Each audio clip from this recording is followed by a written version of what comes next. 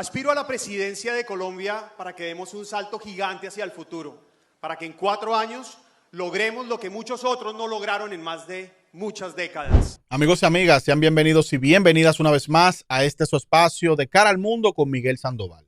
Colombia volvió a mirar a la violencia política cara a cara. Y esto con lo ocurrido al senador y precandidato presidencial Miguel Uribe Turbay. Murió el 11 de agosto, luego de pasar más de 2 meses aferrado a la vida tras un brutal atentado en plena campaña electoral. Pero detrás de este crimen no solo hay un candidato asesinado, sino que hay un eco doloroso del pasado, una tragedia que se repite 34 años después y que golpea a la misma familia. Y por esto, la pregunta inevitable es, ¿por qué ocurrió esto? ¿Quién o quiénes podrían estar realmente detrás de este espantoso hecho? Hoy, en De Cara al Mundo, ponemos sobre la mesa todos los elementos, los hechos, la historia familiar marcada por la violencia, el contexto político y electoral, así como las hipótesis que se manejan y las consecuencias que podría tener precisamente este crimen para Colombia. Te invito a que te quedes en sintonía porque tenemos eso y más hoy en De Cara al Mundo con Miguel Sandoval. Pero primero, para poder entender toda esta situación, vamos a la crónica de los hechos. El pasado sábado 7 de junio del 2025, en Fotibón, Colombia, Miguel Uribe hablaba frente a simpatizantes en una calle cerrada al tráfico. Se veían las banderas, un clima bastante amigable, las personas le aplaudían, le veían desde los balcones. Trajo un discurso bastante enérgico y se podría decir que hasta emotivo. Faltaban pocos minutos para cerrar su intervención hasta que una ráfaga de disparos quebró el ánimo de todos esa tarde, sobre todo la vida de este candidato. Gritos, pánicos, el candidato cayó al suelo con varias heridas de bala. Su equipo y asistentes en ese momento intervinieron a cubrirlo, mientras una ambulancia improvisada lo llevó al hospital más cercano.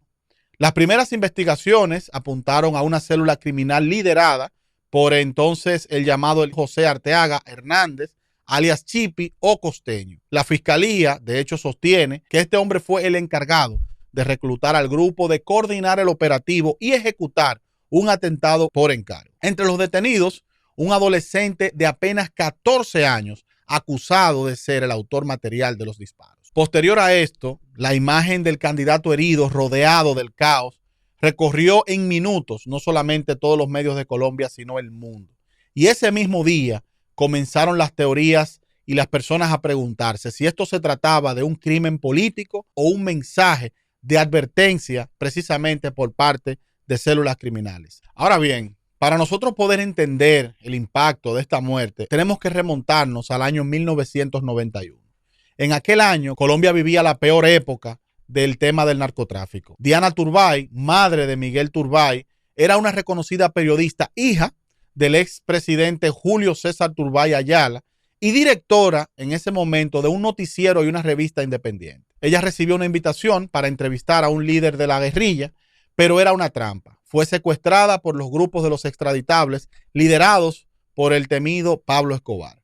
Durante 5 meses, la señora Turbay estuvo cautiva en una finca y su objetivo se supone que era presionar al gobierno para frenar la extradición de narcotraficantes a Estados Unidos. Recordemos esa época de los extraditables y cómo estos utilizaban a través del miedo, el terror, paralizar las acciones del gobierno en torno a este tema. El 25 de enero del 91, en un intento de rescate, Diana fue herida de bala y murió en el hospital. Tenía apenas 40 años y Miguel estaba a 3 días de cumplir los 5 años. En los noticieros quedó registrada la imagen de un niño pequeño vestido con camiseta de rayas, caminando de la mano de su padre y su hermana, frente a un ataúd cubierto por la bandera de Colombia. Todo esto lo contamos para que podamos entender la vida que le tocó vivir a Miguel Turbay y en qué contexto este murió. Debemos de recordar que precisamente Miguel creció entre los recuerdos de su madre y la influencia política de su familia. Estudió Derecho en la Universidad de los Andes, obtuvo maestrías políticas al más alto nivel. De hecho, cursó una maestría en políticas y administración pública en su país y en Harvard.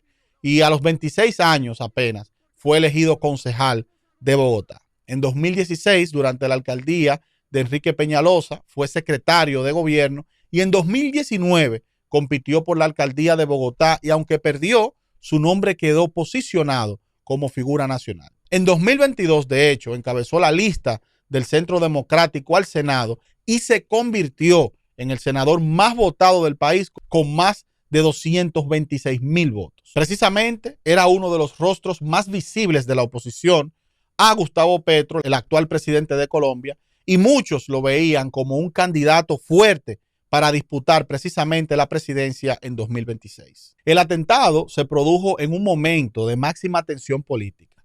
Precisamente el presidente Gustavo Petro intentaba en ese momento impulsar una consulta popular por decreto, una maniobra inédita que fue rechazada por amplios sectores, incluso dentro del mismo gobierno de Petro. En ese entonces, Uribe Turbay denunció públicamente que esta medida era un abuso de poder y anunció que demandaría por prevaricato a los ministros que la firmaran.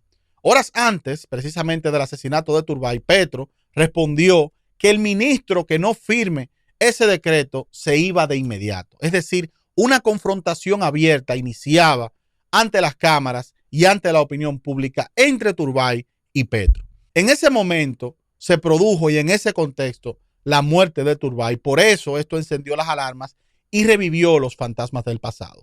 Y todos los focos se pusieron hacia el gobierno de Petro, ya que evidentemente era el último que había entrado en una disputa pública con intereses marcados políticos en contra de Turbay. Esto ha generado bastantes preguntas, bastantes interrogantes y ha puesto en la mesa varias hipótesis. Por eso la gente se plantea el tema del crimen político, ya que dicen que Miguel Turbay era un rival serio para las presidenciales, capaz de aglutinar el voto opositor, porque este había tomado un discurso y había unificado a toda la oposición en contra de las medidas que quería implementar Petro en esa ocasión.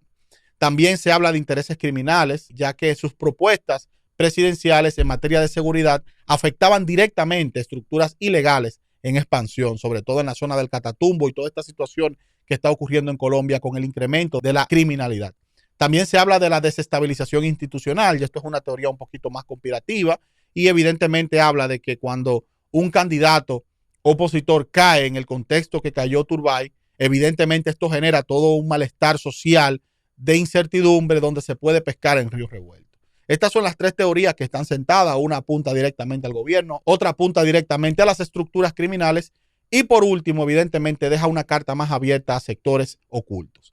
Lo que sí sabemos que desde la oposición algunos sectores culpan directamente al oficialismo, no con pruebas concluyentes, sino por el contexto y la confrontación previa. Por su parte, el gobierno rechaza esa acusación y asegura que se trata simplemente de un crimen de delincuencia común. ¿Qué creen ustedes de esto? Lo que sí queda claro es que el asesinato de Miguel Uribe Turbay ha encendido las alarmas sobre la seguridad de los líderes políticos en Colombia. Y los electores se preguntan si es posible ir a las urnas en paz en el próximo año 2026. Díganme en los comentarios para que podamos iniciar el debate en torno a esta situación tan lamentable. Esto fue agradecerles por su sintonía y esto fue una entrega más de su espacio De Cara al Mundo con Miguel Sandoval.